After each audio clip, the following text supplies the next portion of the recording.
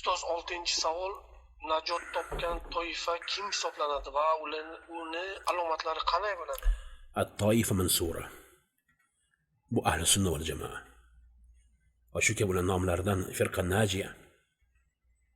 Ular ma kana ala al-Qur'an va sunnah ala fahmi salafi ummah. Ana bu ahli sunna, mana bu firqa najiya.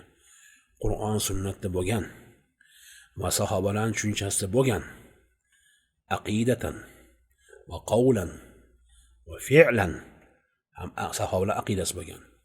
Ham sahobalar so'zlarini e'tiqod qilgan, ham fe'llariga ittibo qilishgan. Alloh dinida nimaki bir narsa bo'lmasa, uni bid'at qilishmaydi.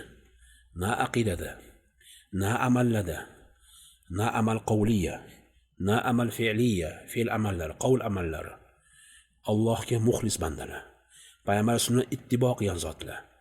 Mana bu firqa najiya, toifa mansura va ular ahli sunna val jamoa.